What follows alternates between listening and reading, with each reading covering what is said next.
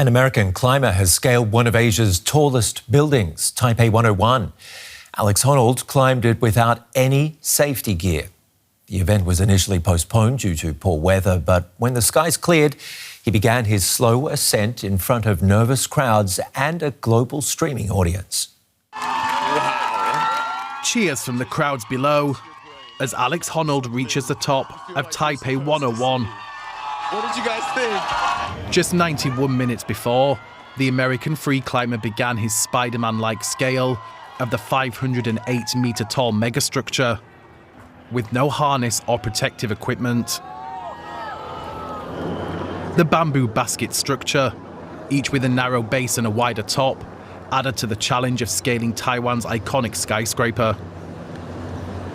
Halfway through the arduous climb, there was even time for the briefest of speed dates, as Honnold greeted his wife on the inside of the building, as well as stopping by to say hello to visitors on the viewing platform, who were happy to offer their encouragement.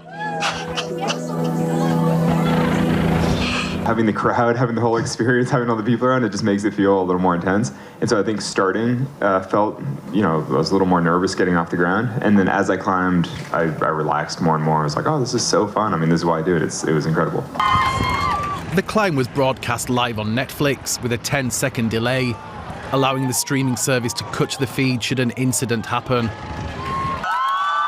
Happily, the climb was a resounding success, with Honnold making it to the summit incident-free, taking in the panoramic views and soaking up the glory from the very top of Taipei. Alex Honnold has made history again. Well, let's bring in our sports psychologist, Dr. Paul McCarthy from Glasgow, to walk us through this event. What motivates a climber to face a challenge like this, first of all? For a lot of people, the consideration that it is thrill-seeking alone misses the point of what free climbing is all about. And for the most part, what people are looking for is a form of connection, expression, a way of expressing themselves that has true meaning for who they are as a person. And in the broader sense, we would normally express ourselves with autonomy, mastery and purpose. And that is a good example of what you will see in most sports, but especially in free climbing, this connection with oneself and one's environment with all other distractions removed. So what's going through his head at the time? Is he constantly, every minute of those 91 minutes, saying, I've got to prove myself? It's more about him doing that process, but connected to what is the next task. So the next move, the next hand placement, the next foot placement, which is reflective of a flow experience, because to be able to stay where he is, this is the type of connection he needs and focus. And while in other sports we might be able to drift a little, in the purpose of this sport in particular, this connection is absolute. So that's the difference between him and other athletes, this intense focus? Yeah, this intense focus. And of course, the nature of this means that he has to cope with a fear response that most everyday human beings would struggle with. But his response is attenuated. He is able to control the level of that fear, but it also doesn't show up in his brain in the same way as it does for most human beings. So are you saying most people wouldn't even think about doing something like this? Because scaling buildings is usually illegal. This guy got a permit. Is it something authorities, though, should be encouraging?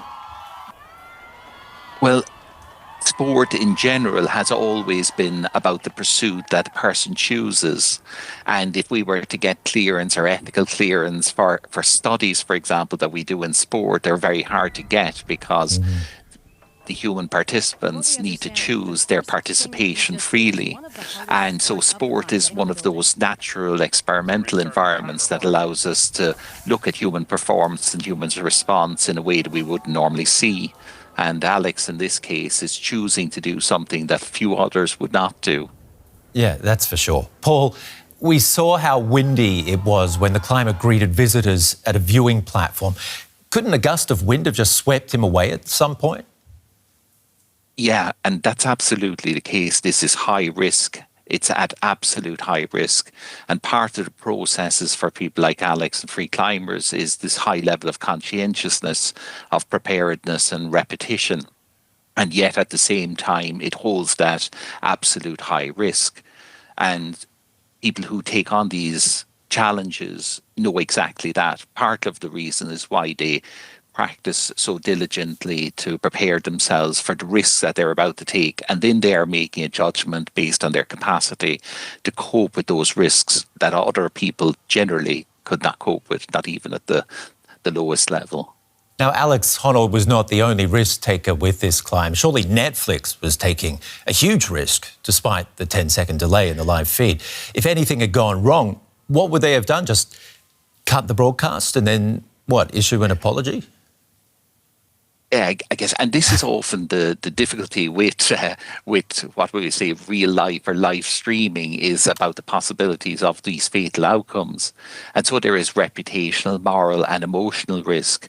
And on one part, I guess, while the athlete is choosing to perform, the companies that are filming are also playing their part in it. And of course, at what level do we, absolve ourselves from the responsibility? And only time will tell what exactly this will mean for the future of these high-risk adventures and the real-time filming.